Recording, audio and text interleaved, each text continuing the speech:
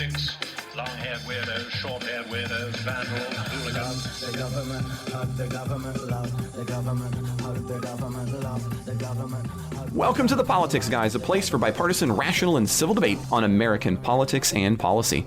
I'm Trey Orndorff, a political scientist at Oklahoma Christian University, and I'm joined, as always, by Ken Katkin, a professor of law at Chase Law School. Welcome back to the show, Ken. Oh, it's great to be back, Trey. You know, it's always a lot of fun to do the show, but before we get started, I do want to note that Mike is still doing a bonus series for the Politics Guys that comes out on Wednesday, where he hosts a show with 6 Northern Kentucky University students, and they're doing a podcast on the election, and it's a pretty cool deal. It's really neat that he gets to do it, and that is available to everyone. So if as listeners, if you haven't had a chance to check it out, every Wednesday we have this bonus election show, and that is for all listeners, not just our supporters, although we continue for our Patreon supporters to have a bonus show, as Ken and I will be releasing in just a moment. So, Ken, I think the biggest story for me, and you know, we've talked about this before the show went live, is the Department of Justice's intervention into the Carroll, New York defamation lawsuit against President Donald Trump. And what many outlets, including the New York Times, are calling, quote, highly unusual legal moves, the DOJ is moving to take over the defense of President Donald Trump in a defamation lawsuit filed by Jean Carroll, who alleged that Trump raped her in the 1990s.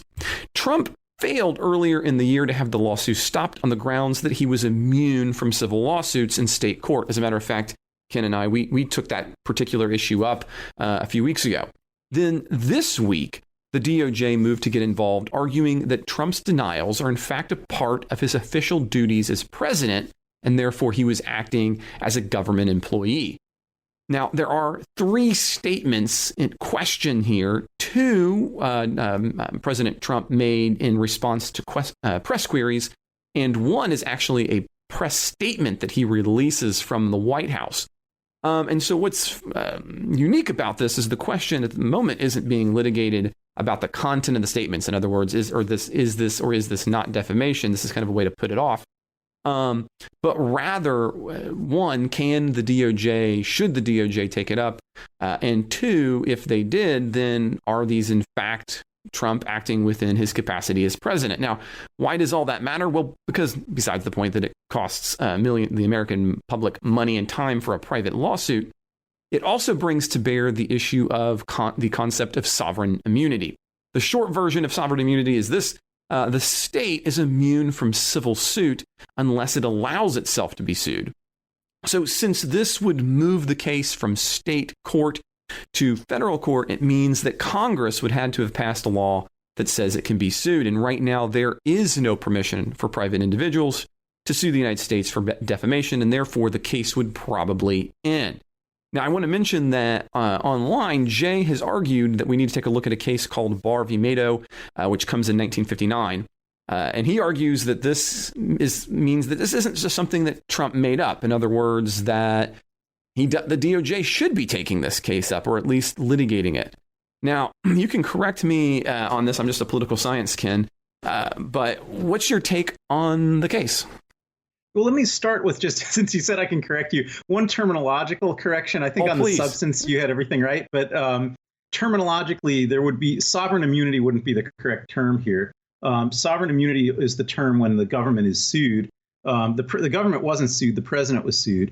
And the president isn't the government. He's a person, and he was sued in his personal capacity. But there is similar. I have a question about that then, because what I was trying to ask was, or I was kind of maybe stating, and maybe I'm right or maybe I'm wrong, if the DOJ is successful in taking over the case and the United States becomes the defendant in the case, wouldn't then sovereign immunity apply? In other words, I'm positing potentially that the DOJ wants to take this over so as to kill it via sovereign immunity once you substitute Trump for the United States.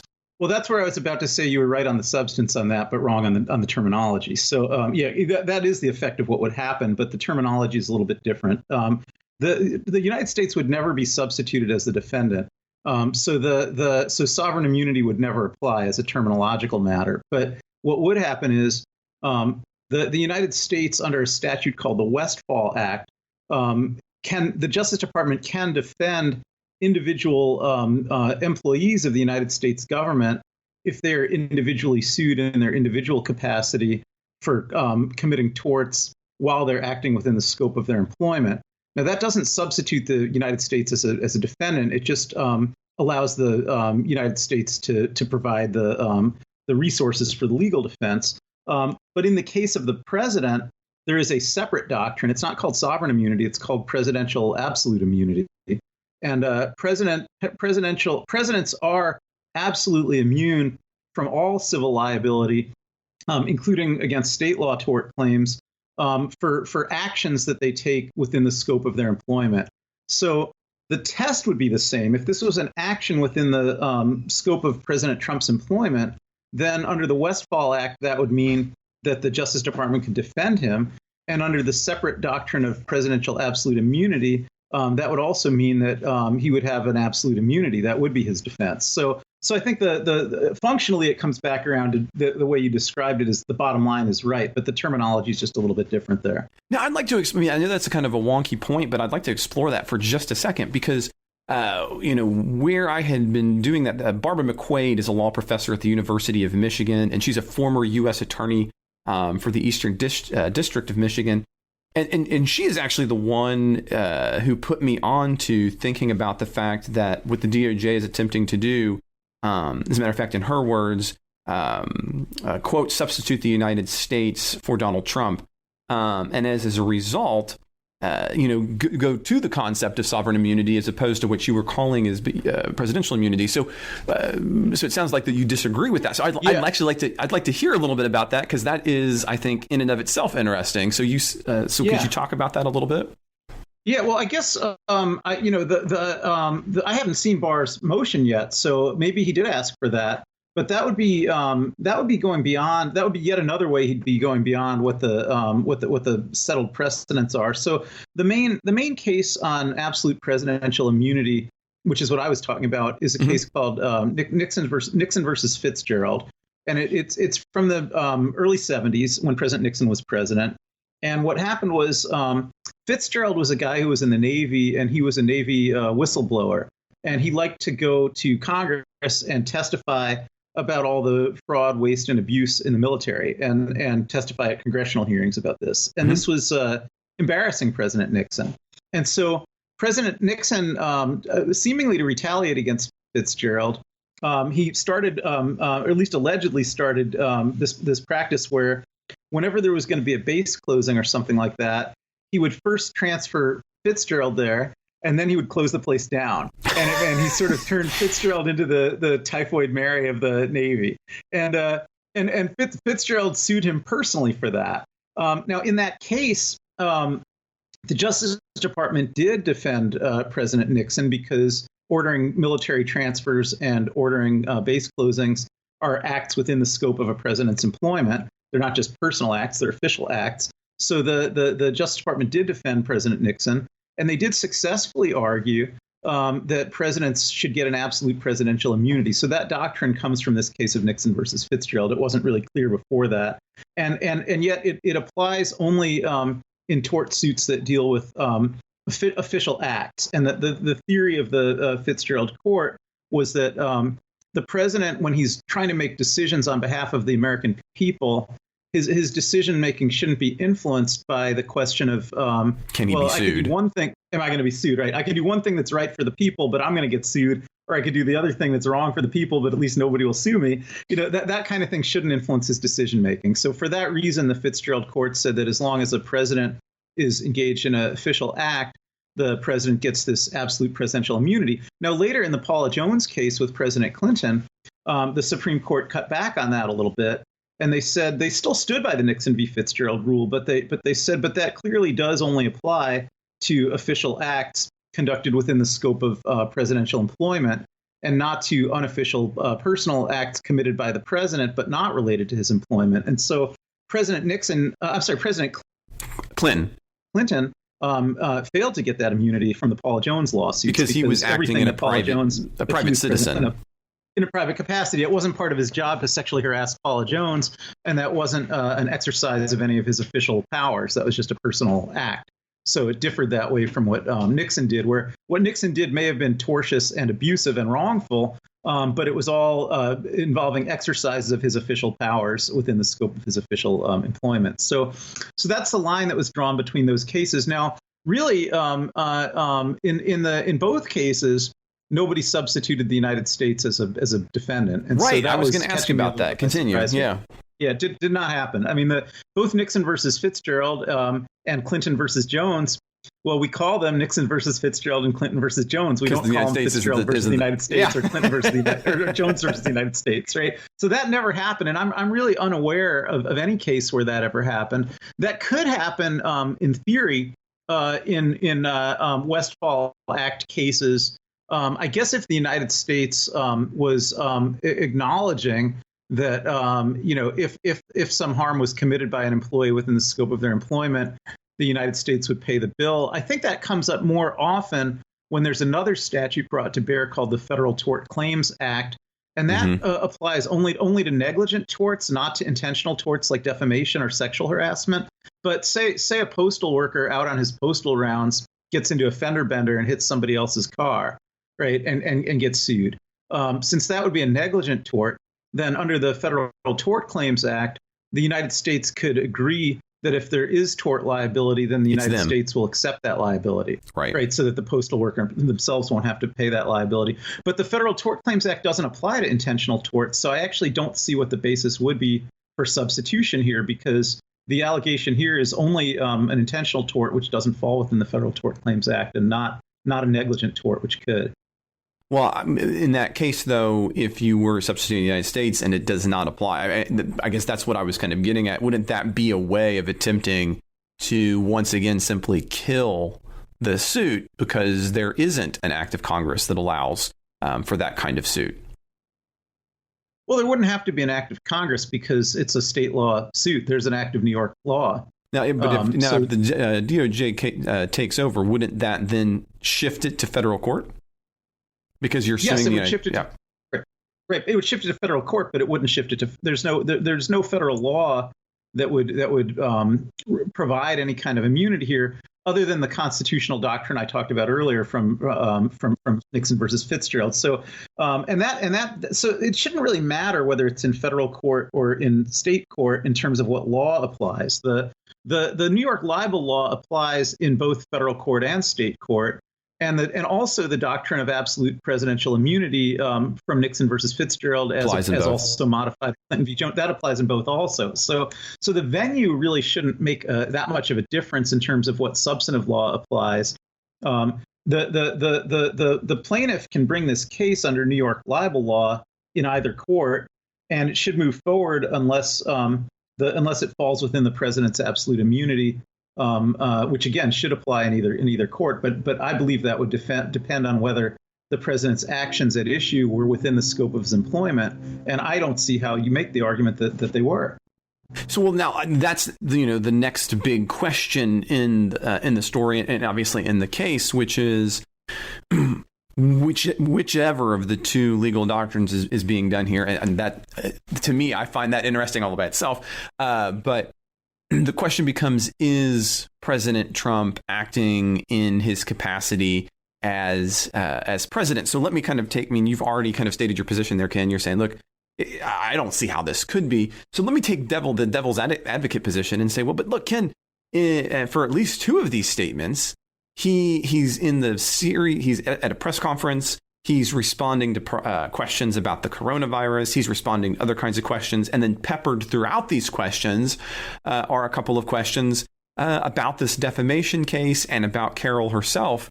And he responds in that context of giving a White House a press conference. And so doesn't that clearly then say, well, can he really be moving from his presidential duties on questions 1 and 2? And then not be in a presidential duty on questions 3 and 6. So what's your response to that, at least for those two? Yeah, so the question is whether a president is acting within the scope of his employment when he gives a press conference. Yes, on a particular question, for example.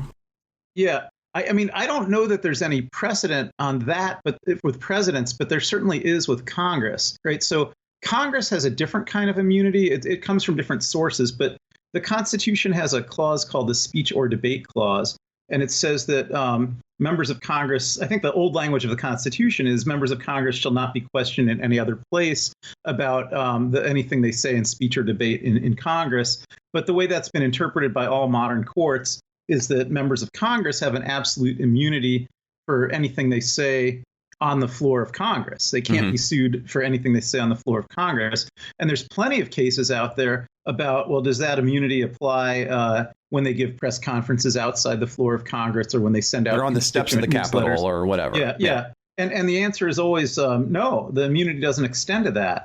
Senator Proxmire used to send out something in his constituent newsletter called the Golden Fleece Awards, where he would always try to point out fraud, waste, and abuse, and he would identify like the what he thought was the most unmeritorious recipient of a government grant that month, and he and this was part of his regular constituent newsletter thing, and not the worst idea in the world. I can't. Yeah, but he did get he got sued for libel a few times based on that by the people who he identified who were the grant recipients, and he was never able to assert the speech or debate clause immunity in those cases because communicating with his constituents from outside the floor of the Capitol was deemed not to fall within the speech or debate immunity. So, no, again, that's a different part of the Constitution. The doctrines could be different, but I think it's the best model here.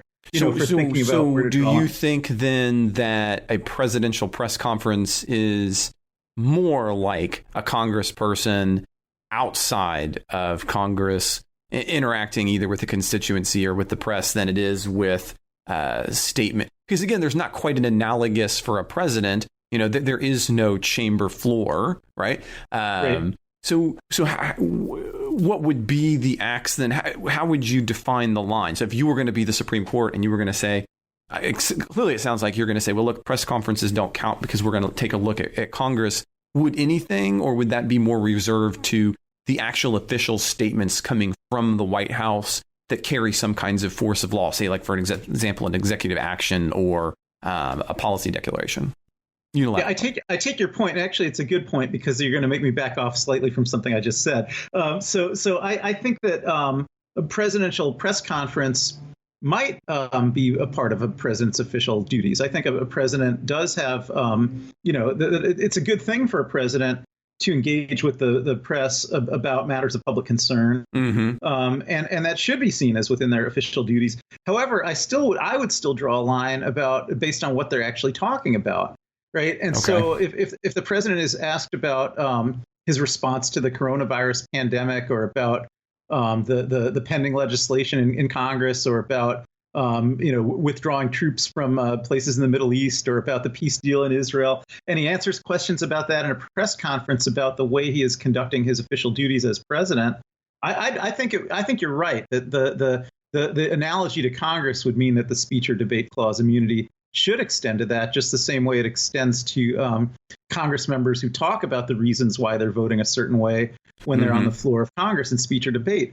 But I still wouldn't make it that the mere fact that he happens to be at a press conference means that every discussion becomes part of his official duties. Because if he's asked about whether he raped a woman, then that actually, raping the woman isn't part of his official duties. So talking about whether he raped the woman or not, or whether she's his type or not, it's just a conversation that has nothing to do with any of his official duties. So I agree with you that there's some room, if one is to analogize to congressional immunity, as I'm doing here, to say that the press conference should in some ways be part of that.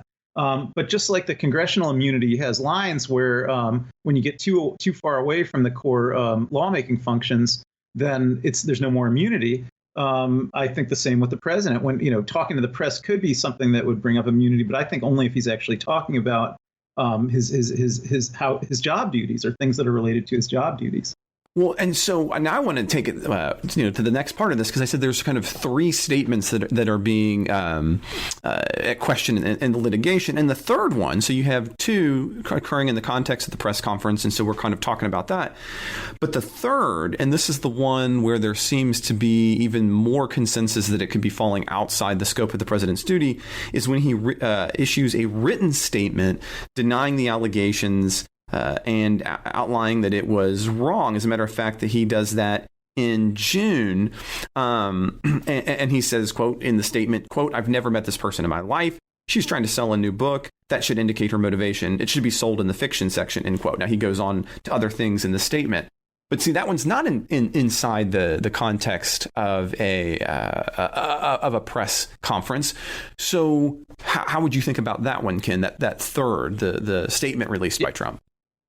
Well, I think given what I already said about the press conference, where I don't even think in the press conference talking about that. So if it doesn't count in the press conference, clearly it's not going to count. It's not going to count there. Yeah, I think that, to me, again, think back about the justifications that the Supreme Court offered in Nixon versus Fitzgerald for why there's an absolute presidential immunity from civil liability.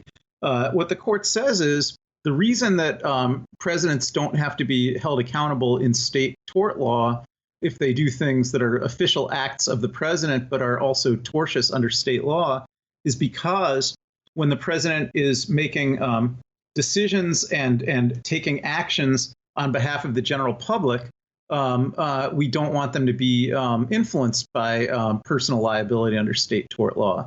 And yet, in the Clinton v. Jones, they tell us, but that doesn't apply if what the president's doing has nothing to do with taking action on behalf of the public. Now, if you think of that as the dividing line, what was President Trump doing where we wouldn't have wanted him to be influenced by state tort law here when he issued this particular press release? Mm-hmm.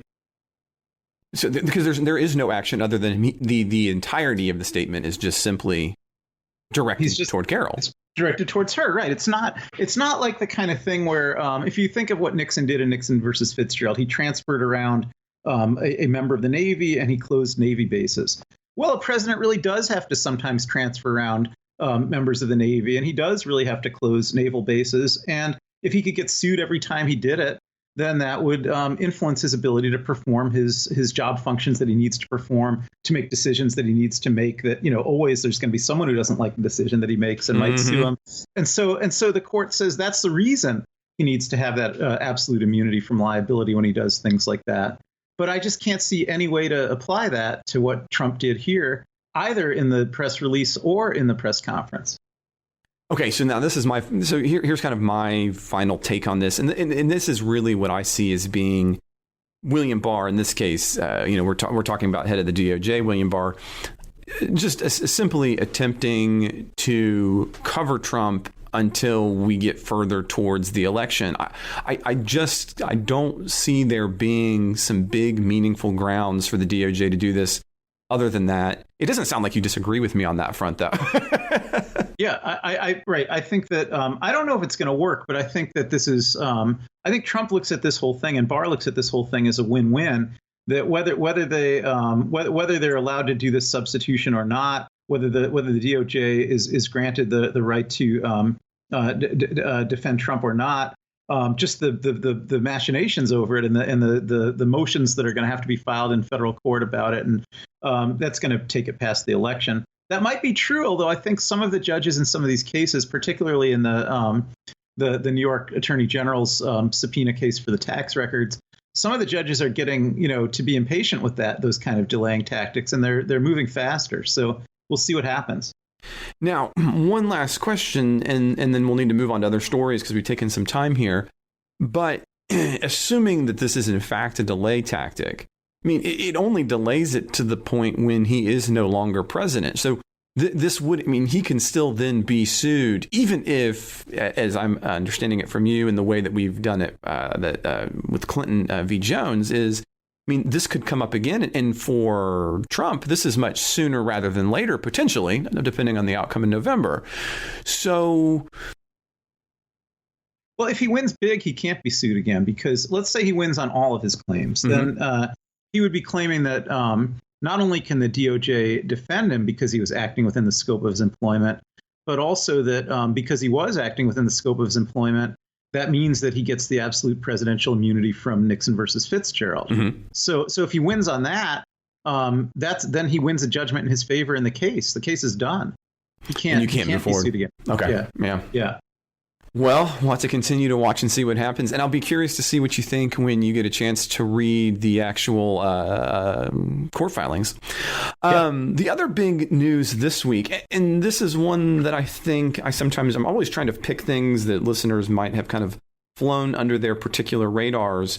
And that one is that the Congressional Budget Office this week noted that we have a record deficit this year, $3 trillion. The U.S. budget has hit a milestone last month. That's for August, according to the CBO, with that $3 trillion with a T dollars in debt. That is $1.9 trillion more than the same period last year, and it is double the largest year-long deficit on record. As a matter of fact, according to the CBO, that puts the deficit at 16% of the gross domestic product. And it is the largest shortfall relative to the size of the economy since 1945, a very different era in time.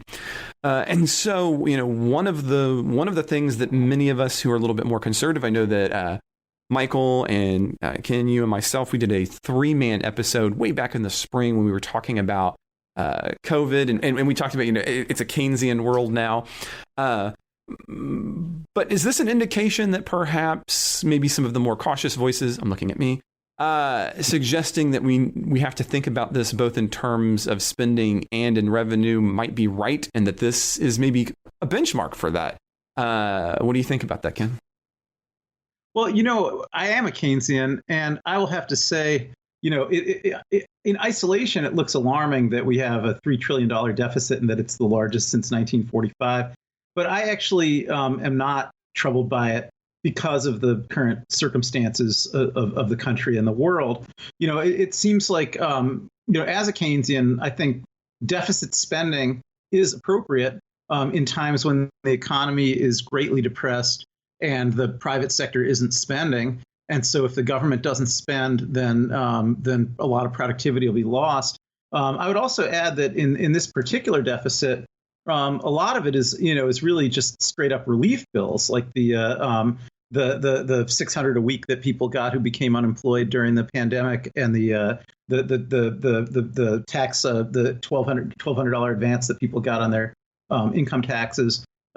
So a lot of that, I think, is really directly helping people in their lives. And so it has to be looked at that way. The Paycheck Protection Program as well, which was very expensive and which kept a lot of people employed. 1945, which you mentioned, you could say, well, that we were coming out of World War II, and that was an unusual year. Mm-hmm. But I would also note that it didn't actually cause a bad economy, right? The economy in the late 40s was good, right? So the deficit spending that we had to get through the war and to begin the post-war reconstruction and things like eventually the building of the interstate highways, that didn't really hurt the country. I think letting the economy shrink a whole lot would have hurt the country a lot worse. And this kind of deficit spending in times of extreme crisis is the alternative. The alternative would be not deficit spending, but letting the economy shrink by that much. I think that could be worse. So now let's then put this in context to what's happening right now, because one of the next stories we're going to talk about is, the COVID spending. We have a lot of package follow-ups. So, for example, you say, look, it didn't hurt the country because we were kind of coming out of that. But of course, since we're already hitting that number now, does this make the idea that we might need to think a little bit more conservatively moving forward than for you more appealing? In other words, what's the point at which you are spending into the trough, and at which point are you digging too far to attempt to come out of the trough, or maybe you just don't think there is too much spending? No. I mean, the budget deficits were over 100% of the budget for 3 or 4 years running during World War II. So really, much bigger than now, and for several years in a row. And that's how we won World War II. We wouldn't have won World War II without doing that. To me, it's not really about the size of the deficit. It's about the idea that you deficit spend during the bust, and you try to tax and make it back up during the boom. And so I don't know exactly when the boom is going to start again. I am confident that it will start again because it always does. But I think that if you look in the 90s, and we've talked about this before, when the economy was doing really, really well, and there were both tax increases and spending cuts, we got into a position where we actually had budget surpluses for a little more than a year, where the deficit was eliminated completely. And I think that's appropriate when you're in a boom, and that can be financed without putting too much of a hit on the economy. But I think in a time of a bust, there's a tremendous human cost to not doing this kind of spending. And I don't really see what would justify that human cost. Well, I mean, you of course, when you talk about those human costs, you are in fact buying the cost, as you note, down the road. Effectively, what you're doing is you're saying, well, I'm going to buy people some stability now, but somebody has to eventually pay that bill. And so you point to the 90s as one example of where we had this kind of unusual combination, historically speaking, of increasing taxes while simultaneously decreasing spending. But that combination has not been one that is generally popular because the parties don't get the various things that they want and instead get blamed for the things they don't want to do. And so your only alternative at that juncture then is that you simply deflate the cost. Inflate the cost of the price of money, and as a result, you make children down the line, they effectively pay through that in their decreased wages for the now. So I mean, I think you might. It seems to me that you might have a slightly. I think you're too likely to think that the 90s would occur again. Maybe is what I'm saying. Well, let's think about the 50s then. So in the 50s, taxes stayed very high as they had been in the 40s for World War II. The top marginal tax rate in the 50s was 91%. Yeah, but what's the likelihood we're going to have a 91% tax rate? No, but all I was going to point out here is that was done, while spending continued to increase. Mm-hmm. So you could have an increase in spending and an even bigger increase in taxes. And I think a lot of people remember the 50s as a pretty good time. I think that's the time that Trump himself is talking about when he's talking about making America great again, right? Like it was great, I think, under those kind of perspectives in the 50s, right? So if we actually have a boom, then everyone's going to do fine during the boom. And if the taxes are higher in the boom to pay off the debt that was incurred during the bust, that doesn't really drag people down, because ultimately, if there's a good, strong economy, if people are getting, if it's providing services like, good infrastructure and good public education and good health care and things like that, and people have security because there's a lot of jobs, then the fact that they may be paying high taxes at those times is not going to impair people's lives. But if you have times like this when a lot of people are completely out of work and really, living very marginal existences where they could fall through the cracks if they don't get the government in some way either propping up their job through a paycheck protection program or just providing them unemployment compensation otherwise, then the downside is much worse. The downside of not having that safety net at these kind of times is much worse than the downside of paying taxes at a time when people have good, high-paying jobs. Again, assuming that everyone is willing to pay the taxes. I mean, you're making the argument that everybody's going to want to be rational about that, but that has not historically been generally the case. As a matter of fact, those tax rates don't remain in place for long during the 50s. They come down as you get into the decades prior. And so, in other words, what makes you think that everyone will then say, look, I'm going to pay for what happened 20 years ago? Well, you never know what will happen, but the 91% tax rates that came in the 40s stayed in until Kennedy cut them in the early 60s. Yes, and he only cut them to 70, he cut them down to 70%. Right. So we still had 70% top marginal tax rates. And then they did keep slipping down. But really, they kept slipping down for a while at a time when, the deficits still were not a big problem. They became a problem again during the Vietnam War because of the guns and butter economy. And then then stayed a problem for a while. But I think that's all kind of cyclic, and it's true that there's always going to be a political constituency to vote for politicians who promise to cut taxes. But it's not true that is always going to be a dominant national view. And that really... George H.W. Bush pays for it. Well, he paid for it, but that's also because of who his constituents were, right? I mean, Bill Clinton never paid for it, and he raised taxes more than George H.W. Bush did. And I think it's just because George H.W. Bush was a Republican, and Republicans really didn't like that. When Bill Clinton did the same thing as a Democrat, it didn't cost him anything really, because the Democratic voters didn't mind that. But it also came with him pushing through things like NAFTA, which pushed prices down, that made those dollars purchasing more. So, I mean, that might also be part of it, besides just the optics of it being a Republican. Yeah, well, right. But I'm saying the same thing here, that's when you do it, right? I mean, Clinton, there were a lot of reasons economic times were good in the 90s. I'm not saying they were good because he raised taxes, but I'm saying it's kind of the reverse, that not only because of NAFTA, but also because of the end of the Cold War, also because of the huge amount of wealth that was generated by the creation of the internet, also because we started having a lot more trade with China and a lot of Chinese investment in the United States. I'm glad you bring that up. There's a whole lot going on. Yeah, I'm glad you bring that up, because, I mean, again, we're seeing this in the same time as we're seeing a contraction of trade and the purposeful bringing up of tariff barriers in bigger ways. And an agreement among the two parties, at least among many wings, that's a positive thing. You have kind of the Bernie Sanders wing of the Democratic Party who like it, and the Trumpites in the Republican Party who like it, which means it's unlikely that you're going to see that kind of circumstance again, meaning that maybe this, again, this kind of deficit spending is probably a little bit more harmful, even on your own analysis there. No, I wouldn't say that, because I think that, although I would agree probably with you a little bit that the kind of trade wars that the U.S. is getting into, the barriers to trade, are the net effect on the economy is negative. I agree with you about that. Okay. But I wouldn't overstate that's, I mean, the reason our economy is in turmoil right now is because of the pandemic. It's an enormously bigger factor than trade disputes, and the pandemic is going to blow over. So the economy is going to recover.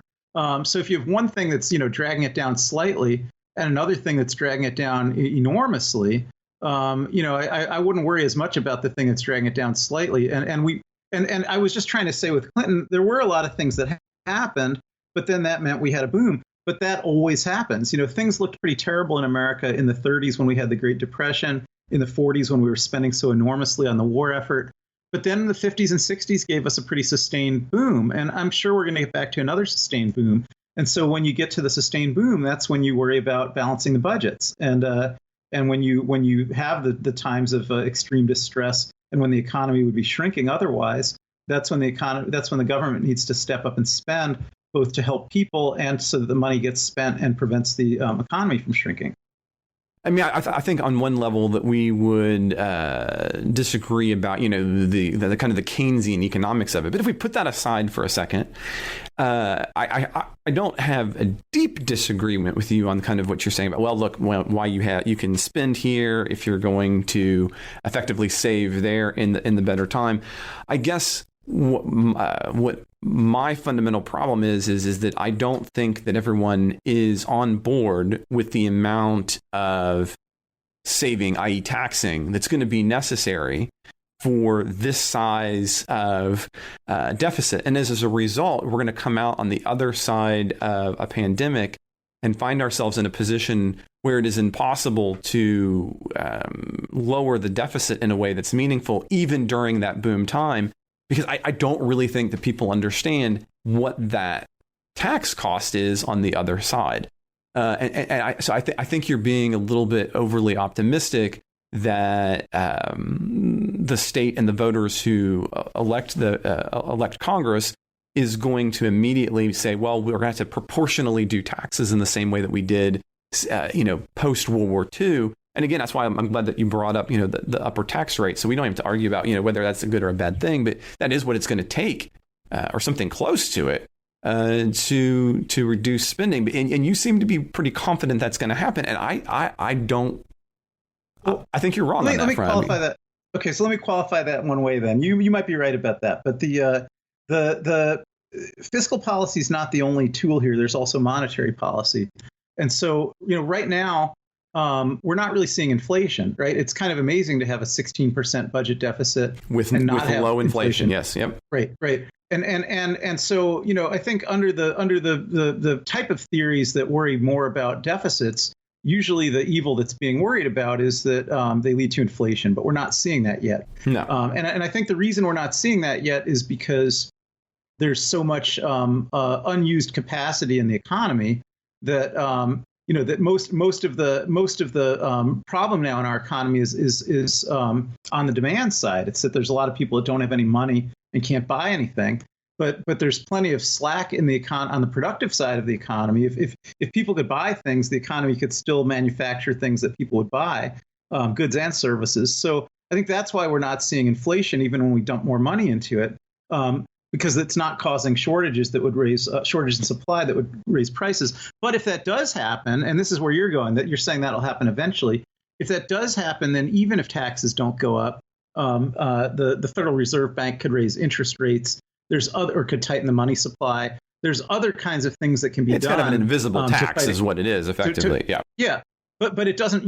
I think your argument was that the political will would never be there to raise taxes. But it doesn't. Politics are not as involved in the use of monetary policy. So if the evil of deficits is that they lead to inflation, and if the concern is that you can never raise taxes enough in the political economy we're in to fight that evil. Then I would say, but there's other ways to fight inflation that are much more hidden from the political economy. The monetary, the Federal Reserve, because they're a private, or not. Well, private is the wrong word, but yeah. But they're less accountable to public politics, and by design, and that's in order for them to be able to do things like fight inflation, which always involves raising interest rates, which is always unpopular. But the Fed can do it. They don't really have to worry about the popular opinion, and if they're sure that would serve the public interest and control inflation. And so I don't think inflation has to be such a boogeyman. I think that it's a concern. Nobody likes when there's tons of inflation, but I think depression is a worse concern, and I think that's what we'd be in now if we didn't have the kind of deficits that we have. We're probably in a depression anyhow right now, but not as bad. And I do think that when you take into account all the tools that all the branches of the government have, including the Federal Reserve Bank, to use fiscal policy and monetary policy to fight against inflation, I don't think it's completely Pollyanna-ish to say that inflation can be dealt with, when it comes. Well, let's launch from there and head back to the politics side, which is that on Thursday of this week, the Republican majority was unable to pass a so-called skinny bill for coronavirus stimulus after it fell short of the necessary 60 votes to overcome a procedural filibuster. All the Democrats president and Rand Paul would vote, and he was the lone Republican, would vote no on the spending bill for very different reasons. Paul, because he thinks no more spending is going to be necessary, and Democrats because they didn't think it was enough spending. What would have happened is that the legislation would have enhanced federal unemployment to $300 a week, which had been ended at $600 a week back in July. It also authorized new small business loans, COVID-19 testing and vaccines. It did not include any additional direct payments or payouts, or, importantly for Democrats, state or government local payouts to support their budgets. And so I know, Ken, we had talked about this extensively. You weren't a big fan of the direct payout anyway, although that has become a kind of a rallying cry for Democrats along with state and local governments who uniformly this week says no. And Mitch McConnell says in response, quote, they can tell American families, meaning Democrats, that they care more about politics than helping them, end quote. Because of the uniform support against the bill. I don't always agree with McConnell, but he kind of seems right on this one. If you think you need more spending, even if you don't think it's enough, why universally vote it down? Do you agree? Are you with the Democrats on this one, Ken? Oh yeah, I'm with the Democrats. Really? On this one. I didn't think you would. Okay, yeah. We're going to get in. Fine. I think we actually talked about this once before. I think I told you that the Democrats would not agree to another bill unless it restored the 600 no, you did, but that doesn't necessarily mean that you would have agreed, once you got halfway there. So I didn't realize that you would. Okay, continue. Oh, yeah, I agree with that strategy. Though. Yeah. I think that the reason I agree with that strategy is I think that, first of all, McConnell did pull a bait and switch on Pelosi when the CARES Act was passed, and so it's actually necessary to retaliate for that and not let him do that again. I mean, he did. He did necessary. Promise. It's necessary, right? Wait. I had to ask about this. So effectively, we just got done talking about the deficit spending and the need in the midst of a potential crisis to increase spending so that these things won't happen. But that is not as important as getting an even one because of a slight to Nancy Pelosi? No, it's not to Nancy Pelosi. It's to all of the Democratic voters in the country. And I think that it is more important because... So in other words, in one situation, we shouldn't let them suffer, but in this one, we should halfway? Tell me, I'm curious. I'm really... All right, so let me start with by rehearsing what actually happened, remembering what actually happened here, right? When they did the CARES Act, there was supposed to be a second CARES Act, and McConnell agreed to that, right? And so the pitch was, that we're putting certain things into the CARES Act now, and then because this is the stuff we can all agree on, and then we'll get back and the stuff we haven't agreed on yet, we'll figure that all out for the second CARES Act. And that very much included the aid for state and local governments, aid for the post office, things like that. And based on those representations, the Democrats all supported the CARES Act with Pelosi's support, and went back to all the constituents and said, we got the stuff done that we all agree on, and we're going to keep working on the other stuff. But McConnell, clearly had no intention of ever working on the other stuff and never did. And so that was a basis by which he was able to secure something that was a bipartisan agreement, but then it wasn't really bipartisan. It was mostly a Republican bill. Probably the only Democratic thing that was actually in it was the $600 for unemployment insurance, but everything else in it was a Republican bill. And so I think, given that that was part of the basis for doing the CARES Act, that still has to be the predicate for doing the next round. And if he's not going to get back to things in the next round now, that he said would be in the next round before, then I don't see how you can go forward. It's really the same kind of dispute that caused the government shutdowns over the wall. But they're the minority party. Like, they're gonna have to compromise. I mean, he is the minority speaker. Party. The Pelosi's the Speaker of the House. No. I mean, in the Senate, because you got to get both sides. So in the Senate, McConnell is in the majority. So I mean, yes, Democrats might want more of their own bill, but okay. They don't hold the Senate, so they're not going to be able to get that. It's not going to happen. So they hold the House, so McConnell can't get anything Democrats don't agree to either. That's absolutely right.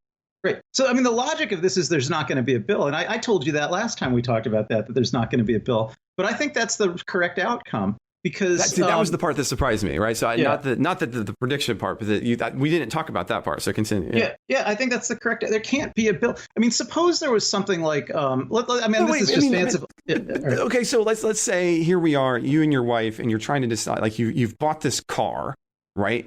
And you've paid for half of it. And you still got to pay for the other half. And you tell your wife, you're like, look, I'm just not going to pony up all. But I think I'm going to pony up for maybe a quarter of it. Now, she could tell you that that's dumb, but you're at least getting closer to what you thought that you wanted in the meantime. Yeah, but this isn't getting closer to what Democrats wanted. Let me give a better... It's half of what they want for let me give you, I think, what I think is a more apt metaphor. Let's say that the Democrats have a bill that says, let's give everybody in the country $1,000. And the Republicans... I'm just saying, this is fanciful. Okay. We're not trying to do a real one. Fair. Right? Let's just say fancifully that the Democrats say... All it is $1,000. Gotcha. It's $1,000. And the Republicans say, well, we've got an idea. Let's give all the Republicans in the country $1,000. And not everyone, just every Republican. Now, one way you could look at that is say, well, then they've both actually agreed that all the Republicans should get the $1,000. So let's just give all the Republicans the $1,000 and then worry later about what we'll do about the other half of the population. But I think you can see why the Democrats can't agree to something like that. Well, right? But now in this case, though, you're talking about specifically the linchpin of the skinny bill was to try to get unemployment up. And so they're getting $300 to $600. So by voting no, what they're effectively doing is that they're ensuring that anybody on unemployment is getting zero of the dollars when they could have at least gotten 300 of them. Now, if you're the Democrat, though, you say, well, look, if I'm either going to get them 600, I'm going to get them nothing.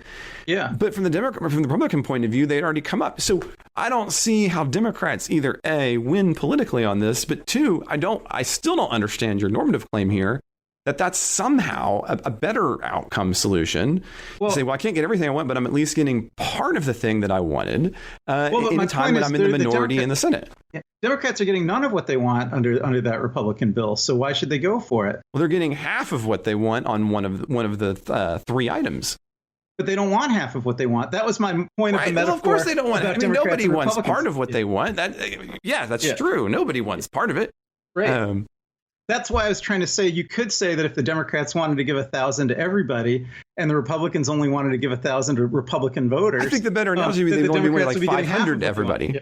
Yeah. No, but I think that this bill is filled with it also had poison pills in it. Like it had provisions in it that said that employees couldn't sue their employers for forcing them to work in unsafe workplaces, which is definitely something the Democrats don't want. And it had provisions in it for transferring more money out of public schools and into private schools, which again is something Democrats don't want. So this is something that has some poison pills in it that would force Democrats to vote for really, unrelated things that they don't want. And I think it would also have given, more money. I mean, not that the Democrats are against the Paycheck Protection Program, they're for it. But I think that is one that serves Republican constituencies more than it serves Democratic constituencies because small business is mainly a Republican constituency. And so I think there's a lot of things in the bill where there's just more in it for the Republicans than for the Democrats. And I don't see any reason that the Democrats should go for that at all. That's what they went for the first time around.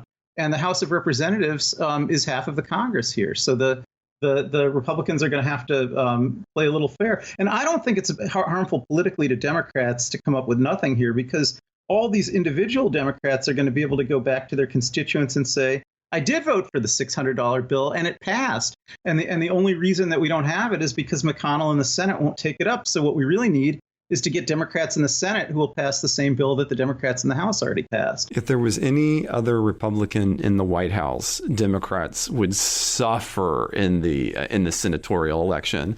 I mean, I deeply disagree on on the take that Democrats are going to win from this, that they're going to easily come back to their constituencies, especially in some of those battleground states like Michigan. Where Democrats are even in this particular environment with this particular really weak top of the ticket president, because it's simply too easy to say you could have had 3, you didn't take it because you wanted 6, and that is an easy ad. That is an easy explain. The one that you're suggesting there requires a lot of thought, even if one takes all the positions in. I mean, again, I think Democrats will have a better go of it because of Trump, because Trump is just such a disastrous paperweight of a top of the ballot. Well, but I think in a more neutral circumstance with president, I think this is disastrous for Democrats and for Senate. Yeah. I mean, we could have a different argument about what happens in House races. But at least for Democratic senators. Also, Trump, you mentioned him. Another aspect of Trump here, of course, is that I think Trump sabotaged McConnell here as well, because he actually executive ordered the $300 out of the FEMA money. Right. So people are, in fact, going to get the $300 until when does that end? Just about around the time of the election. Yeah, is it the end of October? Yeah. So the concept that you're talking about, that they could have had 300, but now they're going to get nothing because the Democrats held out for 600. I don't think that's how people experience it in their lived lives. They are going to get the 300. Maybe we don't generally have such a disagreement. That's fun. I feel like a lot of Democrats, including me, are really wanting the Democrats to be tougher and not to be rolled. And I think that that's generally what the Democratic constituents are looking for, and they'll be satisfied that that's what the Democrats are doing here. So in short, you needed a little bit of the tough guy Trump to come over to not in the negative, right? But that idea we're not going to roll over anymore. Yeah. We'll have to talk more about that on the show, but we are quickly running out of time. And so I want to take us to our last segment, and that is what we've been reading. And Ken, you were telling me that you're reading something about Scientology. So why don't you tell us about I've read books about Scientology before, and I'm doing it again. And there's a new book called Battlefield Scientology by a journalist named Tony Ortega. He's been covering Scientology for a variety of publications for about 30 years. So I'd say he may be the most authoritative journalist on the subject at this point.